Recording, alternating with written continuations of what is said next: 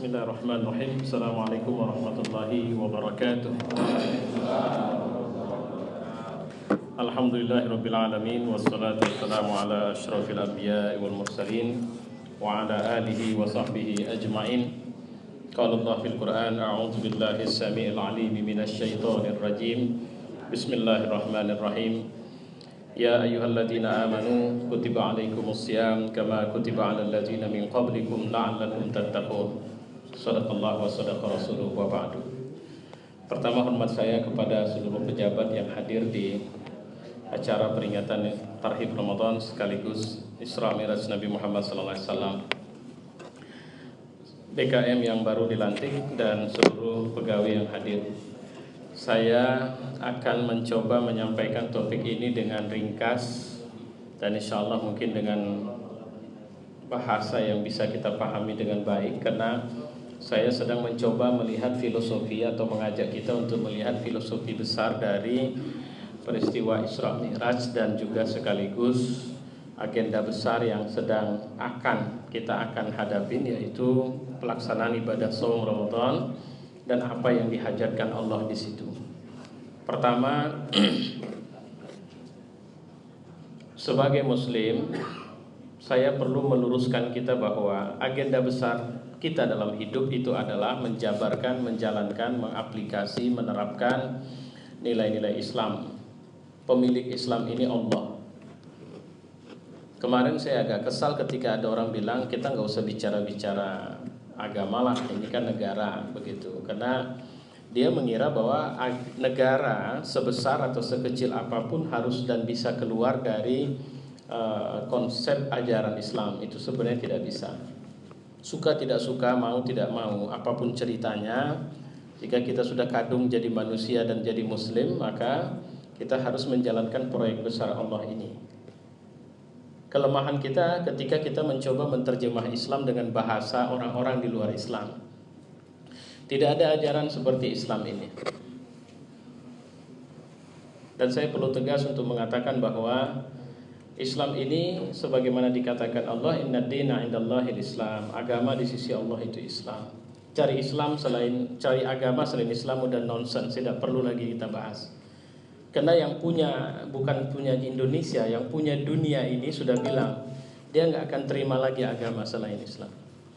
Wa may yabtaghi ghairal Islam dinan fala yuqbal minhu. Siapa yang mencari Islam sebagai agama, maka dia tidak akan diterima. Persoalannya adalah ketika kita menerjemahkan agama seperti pahamnya orang Kristen, Hindu, Buddha, Konghucu, seperti itu. Itu yang membuat akhirnya kita terjebak atau tersandera untuk mengira bahwa sebagai agama Islam ini sama dengan mereka memahami agama mereka sebagai agama. Itu kesalahannya di situ. Islam sebagai agama adalah proyek besar Allah untuk membuat kita sebagai best di dunia dan di akhirat. Kalau kita punya visi jangka panjang, Islam adalah laluan, guidance, map yang akan mengantarkan kita pada tujuan akhir, yaitu surga. Sementara tujuan dunianya, Islam adalah laluan, ajaran, pedoman, undang-undang yang akan mengantarkan kita untuk menjadi pada posisi leading di semua urusan kehidupan dunia. Nah, ini yang kita kurang mampu mengeksplorasinya, kalau saya bilang. Karena terus terang di dunia ini kita terjebak dengan agenda tujuan akhir itu tadi. Dan kita mengira agenda tujuan akhir itu adalah cuma untuk cerita ngaji di masjid. Ini masjid ini ada dalam gedung yang kita anggap bahwa di luar masjid ini bicara dunia semua, ini bicara akhirat. Tidak, di sini bicara dunia akhirat, di sana juga bicara dunia akhirat. Cuma penjabaran atau aplikasi keduniaan yang targetnya bisa mencapai akhirat itu memang lebih tinggi di sana. Kalau di sini cenderung personal. Di sini orang mentingkan diri sendiri lebih banyak. Saya sholat, kalau saya sholat saya akan dapat pahala. Sholat saya nggak ada kaitan dengan sholat Bapak, kecuali kalau kita berjamaah kita dapat sama. Yang penting sama dapat, tapi untuk masing-masing. 27, 27, 27, 27. Jadi agenda di sini sangat nafsiyah, sama seperti orang pergi haji. Nggak ada haji itu pelaksanaannya kolektif. Dimana kalau cuma satu orang yang haji, maaf, Tutuplah, nggak jadilah haji kali tahun ini, nggak usah. Kenapa? Pesertanya cuma sedikit, nggak bisa. Sholat juga begitu, kalau cuma sendiri sholat silakan sholat, tidak ada masalah. Karena itu kewajiban-kewajiban personal, kewajiban-kewajiban pribadi itu. Zakat itu kewajiban pribadi, puasa itu kewajiban pribadi. Tapi di luar sana, Bapak tidak bisa dibilang sebagai orang baik ketika Bapak bilang yang penting udah aku kerjakan, aku tak mau tahu dengan urusan yang lain. Nggak bisa. Di luar sana kita seperti naik kapal dengan sekian tingkatan yang kalau ada orang haus di bawah dia tidak boleh bocorin kapal. Dia harus mencari sumber airnya di mana. Karena kalau ada perilaku yang membuat satu bocor, yang lain akan mengalami masalah. Ingat dalam Quran nanti surat Al-Anfal ayat 25. Wattaqu fitnah la tusibanna alladzina zalamu minkum khassah. Takuti satu bencana yang tidak hanya menimpa satu orang atau orang zalim kalian saja. Ya, wa'lamu annallaha syadidul iqab. Tapi ketahuilah bahwa Allah itu kalau dia sudah mengazab itu berat, dahsyat sekali. Tsunami Aceh 2005 2004 ya. 2004 itu kabarnya lebih dari 200.000 orang tewas, tapi Allah itu nggak milih-milih itu, anak bayi, orang tua, orang sakit, orang soleh, orang jahat itu semuanya dihantam dengan tsunami itu. Itu yang dimaksud dengan wa'lamu annallaha syadidul iqab. Ketahuilah Allah itu kalau sudah marah nggak sanggup kalian ngadapinya nanti. Nah, kira-kira begitu. Dan itu ayat bicara tentang pekerjaan yang harus memberi dampak pengaruh positif keluar. Jadi kalau ada orang buat jahat, kita tidak boleh bilang yang penting aku tidak buat kok. Nggak bisa. Kenapa? Dia akan berakibat sama kau nanti. Jika kalau semua orang sudah payah dibilangin, nah sekarang ini Indonesia sedang aneh-aneh. Menteri minta kita menghormati orang yang nggak puasa. Jadi sudah terbalik ya. Kalau dulu waktu zaman Islamnya masih kemarin-kemarin, kita disuruh menghormatin orang yang berpuasa. Sekarang enggak, hormatilah orang yang tidak puasa. Nanti buat stikernya, BKM perlu itu buat stiker di luar. Di kantin nanti buat hormatilah orang yang tidak berpuasa. Jadi kalau kita marah itu namanya tidak hormat. Terus aneh lagi kemudian, sebenarnya saya juga setuju sih, cuma jadi aneh ketika wakil presiden ngomongin masalah kaset Quran. Ini barusan saya baca tadi, cabai mau naik, rakyat disuruh wakil presiden untuk ikhlas. Saya penting ini awak yang bodoh, apakah awak yang bego atau bagaimana gitu. Nah, pada tingkat kalau nanti kita tidak bisa dibilangi, hati-hati, Allah akan tazkirah itu datang dari Allah. Bentuknya begitu, Allah yang akan marah. Kalau sudah orang tidak bisa lagi marah dan tidak ada lagi yang berani marah, maka Allah yang akan marah sama kita. Oke, baik, kita pulang kepada saya mau memberikan keyakinan aja dulu bahwa pede. Coba masalahnya, tapi Pak Ustadz jangan tapi dulu. Kalau memang kita menemukan ada sesuatu yang masih belum pas pada Islam, itu bukan karena Islam tidak pas, tapi memang kita jarang mengeksplor wilayah itu. Kita cuma sekarang habis-habisan bicarain masalah nanti tarawih itu 11 atau 23. Karena sering saya bilang, oh maaf ini langsung masuk saya. Agenda Ramadan itu ini mirip seperti gerak perulangan sejarah. Adam terus mengalami perubahan dan setiap tahun akan ada perulangan di mana Allah sedang melakukan proses diklat besar agar kita bisa masuk surga. Karena dulu orang tua kita Adam itu keluar dari surga, ternyata motivator besar itu banyak kalau bilang bagaimana agenda untuk bisa sukses, ternyata ada 10 langkah sukses. 9-nya adalah kendalikan dirimu. Yang ke-10, jaga dan waspada terhadap segala sesuatu yang bisa menghancurkan dirimu. Jadi semuanya tentang dirimu sendiri. Atau kalau mau ditambah jadi 20 jadi 100 tetap saja dirimu, baru faktor luar yang akan menghancurkan, yang memang semangatnya untuk menghancurkan dirimu. Jadi kalau kita lihat agenda itu, maka yang faktor luar itu cuma satu, iblis dan bala tentaranya. Kemudian dunia. Jadi ada diri kita, ada nafsu, kemudian ada dunia sebagai objeknya, kemudian ada iblis. Dunia ini dia cuma bisa nawarkan 3 sama kita, nggak lebih. Harta, jabatan, dan kesenangan hidup. Nggak ada yang lain. Ya kalau kita mau putar-putar ke situ-situ semua itu.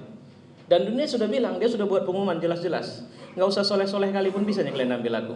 Nah itu kata dunia. Nggak apa-apa, licik aku lebih suka karena lebih mudah dapat aku, kata dunia. Jadi duit itu dia tidak peduli halal haram cara ngambilnya. Yang penting kalau udah terambil dia ikhlas. Jadi nggak usah pakai dalil agama. Jadi kalau cuma mau harta dunia nggak usah banyak-banyak sholat lah. Nggak usah pakai sholat duha. Karena ada juga orang salah kaprah. Dia pakai sholat duha, pakai sholat tahajud, begitu buka kedai ngurangi timbangan. Karena sama aja, karena motivasinya dunia, agendanya ke dunia. Jadi ketika agendanya dunia, Allah tidak akan kasih akhirat sama kita. Apa itu akhirat? Akhirat itu bentuknya kesenangan dalam bentuk surga puncaknya. Dan kesenangan surga itu juga untuk nafsu kita, enggak yang lain. Apa yang disediakan Allah di surga? Apa saja yang dunia yang nafsu mau, tapi di sana udah nggak bisa ngomong lagi dia. Mala ainun ra'at wala uzunun sami'at wala khatara ala qalbil bashar. Dan bandingan kesenangan dunia dengan surga itu seperti kita ngangkat jari kita celupkan ke laut, kemudian diangkat lagi, dan sisa air di jari kita itulah kesenangan dunia, dan lautan itu surga. Hadis yang lain mengatakan jarum kau masukkan ke dalam laut, maka sisa air di jarum itulah kesenangan dunia, dan lautan itu surga. Itu nanti dikasih sama kita, mau nggak? Pasti kita mau. Cuma masalahnya nafsu ini seringkali kalau kelamaan dia nggak sabar. Ya, jadi kalau kelamaan dia tidak akan sabar, dia akan lebih suka apa yang lebih cepat dia dapat. Nah, di akhirat itu, di surga itu dulu Nabi Allah Adam alaihissalam itu sempat rusaknya di mana? Rusaknya bukan dia melawan Allah, tapi nafsunya enggak sabar. Setan itu begitu Adam masuk surga, dia kan diusir dari surga. Itu langsung belajar itu. Pagi, siang, malam baca buku. Pokoknya yang dipelajarinya apa? Manusia dengan dari segala aspek. Akhirnya ketemu bahwa titik lemah manusia itu jangan cari dari luar, cari dari dirinya sendiri. Jadi kalau mau merusak manusia, jangan pakai orang lain, pakai manusia itu sendiri untuk merusak. Dan ketemu. Akhirnya setelah ketemu, setan nyelip masuk ke dalam, dan itu penyakit. Kalau setan ini pandai kali dia. Maka kalau ingat, kalau namanya setan tetap setan, gak usah jadi kawan. Innahu lakum aduwwum mubin. Dia itu musuh yang nyata. Dia datang jumpain Adam, kalimat pertamanya apa? Inni lakuma minan nasihin. Aku cuma mau ngasih nasihat aja. Karena kalian kan tahunya kayak mana nasibku. Udah keluar aku dari surga, udah diusir. Aku tak mau ada orang kedua yang diusir. Kalau bicara senior, lebih senior akunya dari kalian. Lebih ngertinya aku berapa jumlah kamar di surga ini. Karena aku di luar di sini. Cuma terserahlah kalian mau dengar. Iya, mau apa-apa sekarang. Enak enggak di sini? Enak. Suka kalian lama di sini? Suka lah. Mau kalian kalau dikeluarkan? Ya enggak mau lah. Nah, pernah kau mikir kenapa Tuhan larang kau makan pohon itu, buah itu?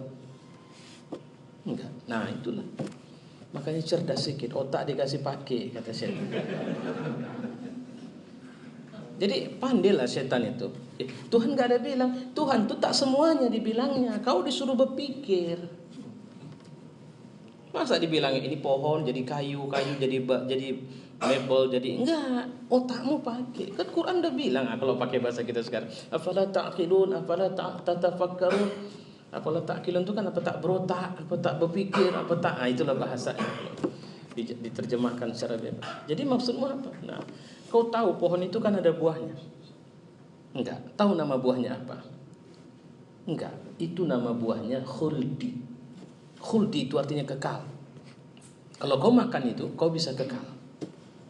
Jadi Tuhan bukan enggak ngasih tahu, cuma ngajak kau berpikir. Yang dilarangnya kau kan deketin pohon, bukan makan buah. Coba bayang. La taqraba hadhihi syajarah. Ini tafsir yang paling parah ini. La taqrabuz zina. Yang dilarang kan deketin zina, Pak, bukan berzina yang dilarang. Itu kan tafsir setan itu kalau gitu. Ya. La taqraba hadhihi syajarah. Jangan deketin pohon ini, bukan makan buahnya. Dan kalau kau makan, Tuhan tak ngasih tahu supaya, karena di surga ini supaya kalau kau mau kekal kau makan itu. Tapi kalau kau enggak mau, ya udah terserah.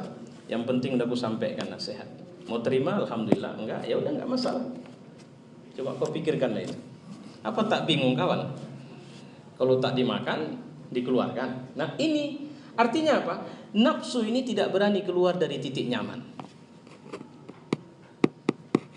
Kalau sempat ada pengumuman akan ada rotasi jabatan, pejabat-pejabat eselon 3 akan dibuang di daerah pinggiran, masuk ke Nias Selatan dan sebagainya. Apa enggak stres tiap malam berpikir awak kan?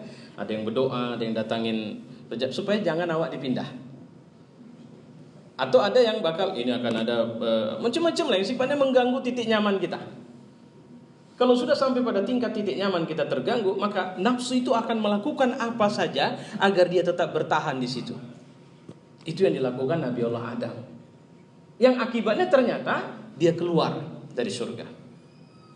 Maka supaya mau balik lagi ternyata terjadi perulangan. Itu yang saya bilang tadi. Perulangannya apa?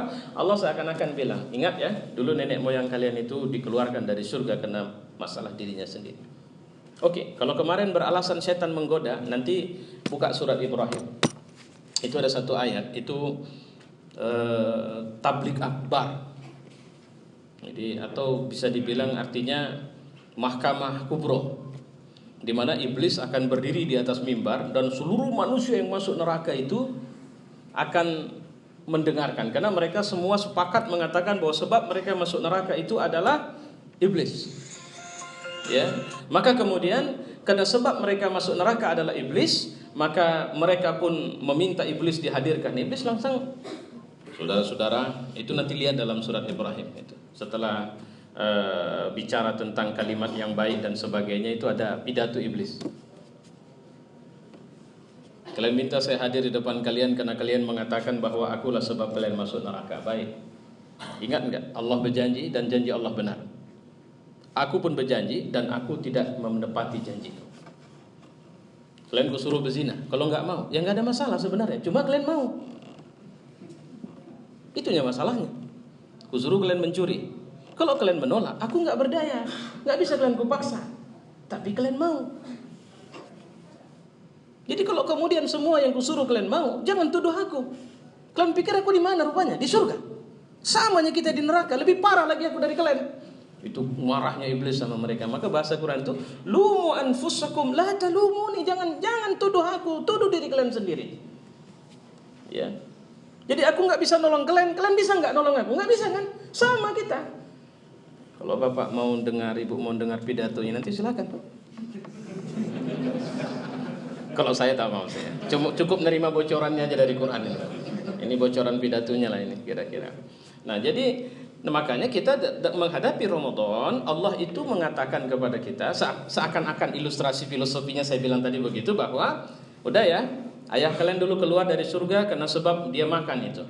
Dan kalau kalian mau balik, oke, aku belenggu setan. Setan tidak mengganggu kalian. Nah, buktikan bahwa kalian memang mau masuk surga. Kalau bahasa hadis, kullu mu'min yadkhulul jannah illa man aba. Semua orang mukmin itu akan masuk surga kecuali yang tak mau. Jadi bukan kecuali yang digoda setan, bukan begitu. Tapi kecuali yang aba. Aba itu artinya apa? Enggan, tidak mau. Kalau begitu, itu kita sendiri yang menentukan. Mau enggak?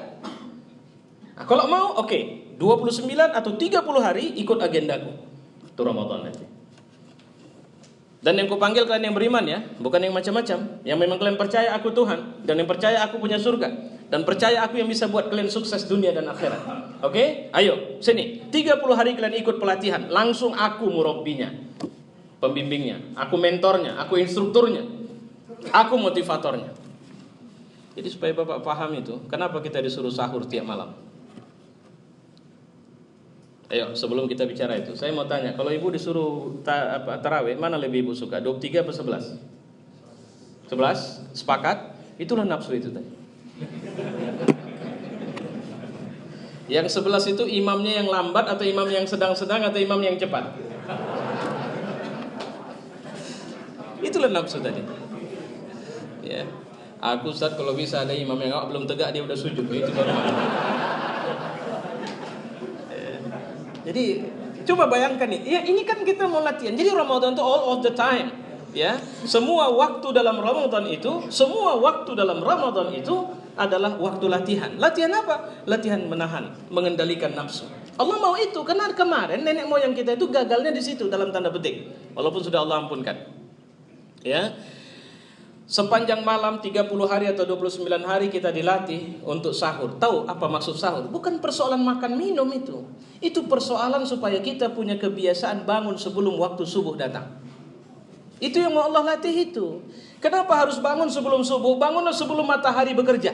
Kalian sudah harus bangun. Mata kalian harus bangun sebelum matahari yang bangun.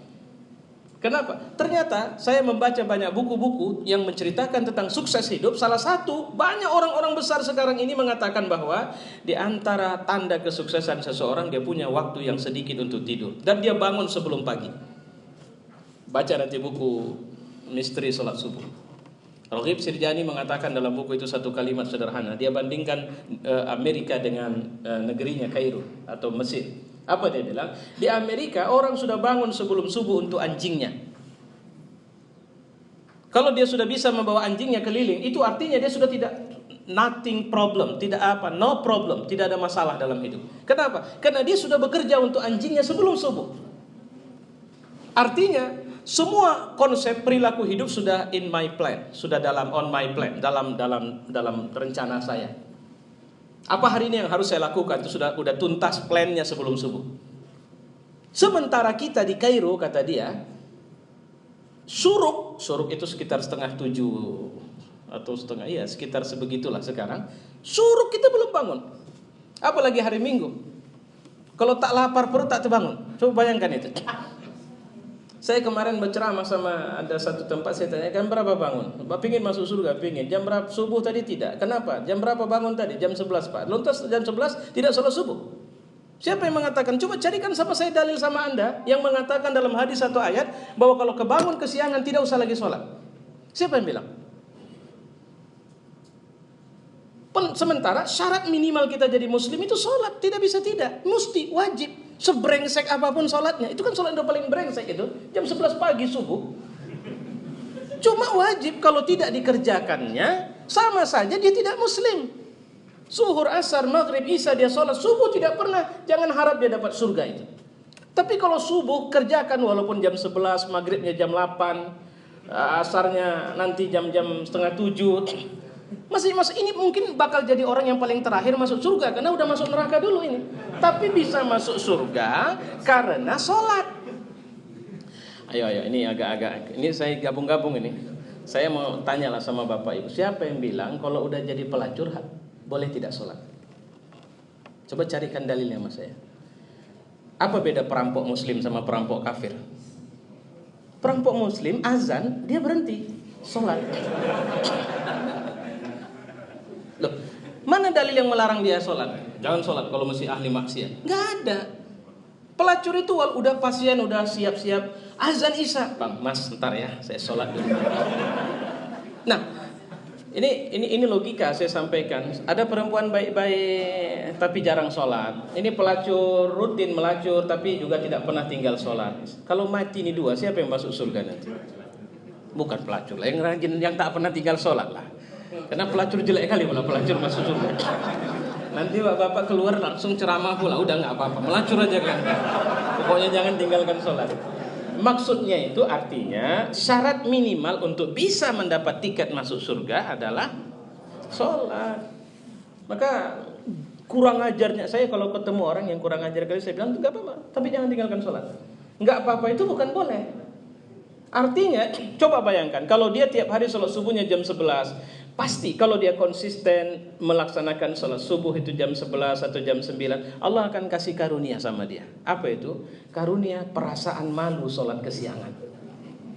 Nanti akan muncul, akhirnya makin dekat ke sholat yang benar gitu. Kalau tidak, jemur istilahnya, jemur kunut lah, jemur ini. Enggak, kita tidak boleh menghakimi orang sementara Allah tidak menghakiminya. Awwalu ma yuhasibu alaihi al-'abdu yaumil qiyamah shalah. Yang pertama nanti ditanya di hari akhir itu salat. Kalau lurus salatnya, maka lurus yang lain. Kalau buruk salatnya, buruk yang lain. Bukan kalau dikerjakan salatnya, lurus yang lain. Kalau tidak dikerjakan salatnya, maka buruk yang lain. Enggak. Allah tidak kompromi loh. Karena kalau sampai bahasa kalau tidak dikerjakan enggak apa-apa, itu orang kafir itu masih muslim kalau begitu. Sementara beda kita sama mereka dalam hadis salat. Nah, mulai hari ini ada bapak-bapak yang payah kali sholat subuh, nggak apa-apa, sampai kantor nanti sholat subuh dulu. Ya, daripada tidak sama sekali. Kita tengok daftarnya udah tak masuk nilai kalau di kampus sampai E, dia F aja nggak dapat itu. Cuma Allah tahu, oh dia ini masih. Kenapa kita nggak bisa paksa orang yang lemah iman untuk mengerjakan pekerjaan orang yang kuat iman? Kalau kita mau dia mengerjakan pekerjaan yang orang kuat iman, maka kita harus mengajak dia untuk menguatkan iman dulu. Nah, di Ramadan ini supaya kita bisa mengerjakan pekerjaan orang kuat iman, maka Allah kasih bonus 10 hari pertama. Cek itu nanti. 10 hari pertama kita dikasih ibarat apa? Kita dikasih duit lah untuk belanja gitu. Sehingga orang yang nggak pernah ketemu masjid itu nanti tengoklah bulan Ramadan ini. Masjid ini sekarang kan terasa luas ya. Ramadan itu Masya Allah bisa sampai keluar sana itu. Gitu. Kenapa? Karena bonus, sedang dapat bonus. Ini tujuannya sebenarnya kalau dia datang dengan situasi sadar menuju Ramadan, dia akan harus bisa merasakan bahwa sebenarnya kalau Allah mau, nggak ada sulitnya bagi kita untuk bisa melakukan kebaikan. Nah sekarang bagaimana cara kita membujuk supaya Allah mau kita terdaftar dalam orang yang luar biasa ibadahnya. Nah 10 hari pertama itu manfaatkan. Cuma kita sering gagal. Kita paling Ramadan itu cuma 7 hari. Bahkan sekarang udah nggak ada Ramadan. Udah cerita hari raya. TV udah hari raya itu. Diskon, double diskon, triple diskon, sebagainya sudah semua. Kita pun udah mulai pening ini. Begitu. Ini bonus kabarnya tak ada bulan tahun ini. Mulai stres. Nah, ini payah ini sekarang. Pemeriksaan semakin luar biasa ini. Nah, jadi kita harus bisa. Jadi artinya itu nafsu. Nah, itu yang harus Jadi apa yang kita pelajari? Malam Allah ingin latih kita untuk bangun. Rangsangannya bangun sahur karena sahur ada berkah. Rangsangannya orang yang sahur didoakan malaikat. Orang yang berdoa di waktu sahur makbul doanya. Itu rangsangannya supaya kita mau bangun. Tapi output dari setiap malam bangun manusia yang sudah bisa bangun tanpa alarm sebelum subuh. Itu yang Allah mau. Nah, 1 hari puasa subuh sampai maghrib Allah ngelatih kita. Pokoknya kalau memang kalian betul-betul mau puasa, mata, telinga, mulut, kaki, tangan, kemaluan, hati, ikut jadwalku, agendaku. Nah, kira-kira begitu. Sepanjang hari jangan ikut mau kalian. Jadi kalau Menteri Agama hormati orang tidak puasa, tahu saya dengar itu. Nah, kira-kira begitulah disuruh. Artinya yang kalian dengar aku, hormati orang yang berpuasa. Tapi yang disuruh menghormati orang yang berpuasa, jangan minta orang tidak berpuasa. Orang yang berpuasa, sesama orang yang berpuasa saling menghormati. Kenapa? Agendanya agenda untuk melemahkan kecenderungan atau ambisi nafsu. Ada dana-dana tak jelas ditawarkan sama kita. Nih Pak, ada amplop. Aman Pak. Aman lah, ambil. Tapi nafsu bilang waktu Ramadan, oh tidak, mohon maaf, kayaknya ini tidak aman. Nggak apa-apa, nggak ada yang tahu. Itu bahasa nafsu. Bahasa nafsu bilang tidak ada yang tahu, itu maka iman akan bilang, di mana Allah? Jadi sederhana saja. Ibu boleh melakukan apa saja. Silakan laksanakan, Bapak laksanakan apa saja di Ramadan. Tapi jangan ikut maunya nafsu. Cara ngelatihnya gimana? Nanti. Ada orang yang tak bisa buka kalau tak minum teh manis dingin. Nah, jadi mulai Ramadan ini jangan minum teh manis dingin. Teh manis panas minum. Coba, sakit kali nafsu itu nengoknya itu. Tengoknya muka istrinya lama itu. Nah, tak ada pula es di kulkas itu besar. Kok buat? Itu nafsu loh Pak. Yang saya mau bilang nafsu. Pingin kali makan urap, jangan makan mie aja. Kan sedih kali nafsu itu. Yang awak mau tak dikasih.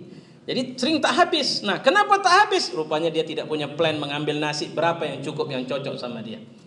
Coba bayangkan tuh latihannya luar biasa. Pada saat kau makan, di mana kau tidak sedang mau makan, berapa kira-kira nasi yang harus kau taruh di mejamu atau di piringmu?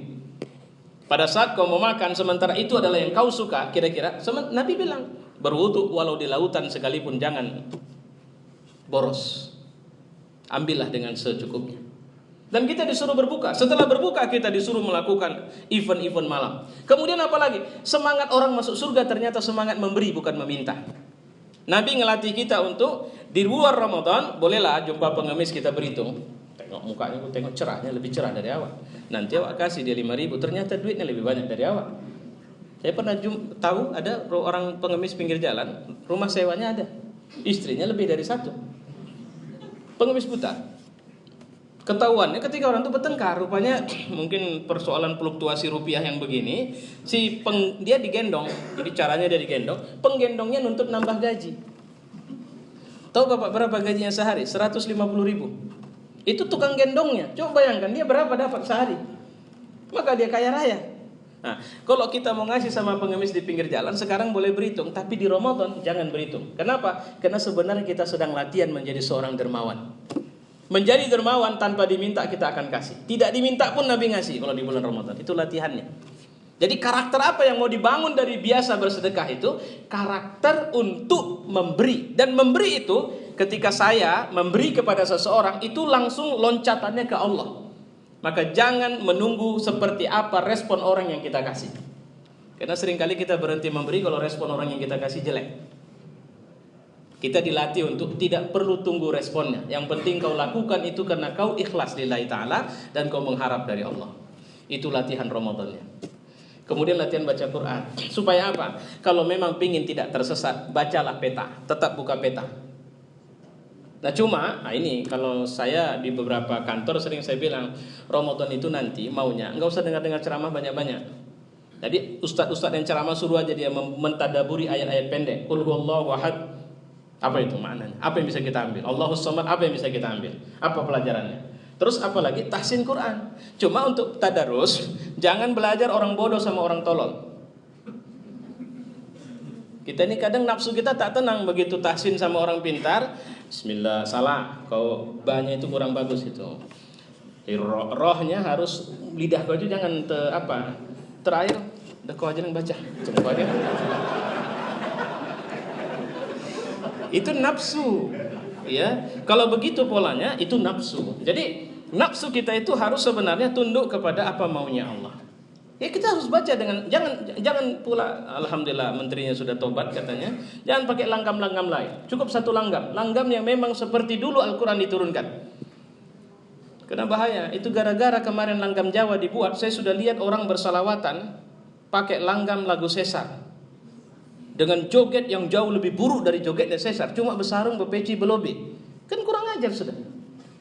Karena nafsu ini nggak usah dilatih, nggak diajari pun dia ngerti itu. Apalagi kalau diajari, pemimpin pula yang mengajari. Nah itu. Di rumah juga kita harus bisa menghidupkan semua amal. Intinya, agenda akhirnya la'allakum tattaqun, supaya kalian bertakwa. Kenapa bertakwa? Karena takwa ini syarat masuk surga. Tidak ada orang masuk surga kecuali dia dapat predikat takwa dulu. Jadi apa ijazah yang harus kita ambil? Ijazah takwa. Takwa di mana? Takwa sebagai suami, istri, anak, orang tua, tetangga, pegawai, pejabat, apa semua. Kita harus bertakwa. Takwa waktu makan, takwa waktu minum, takwa waktu tidur, takwa waktu bicara, takwa waktu semuanya, waktu kerja dan sebagainya. Apa itu takwa?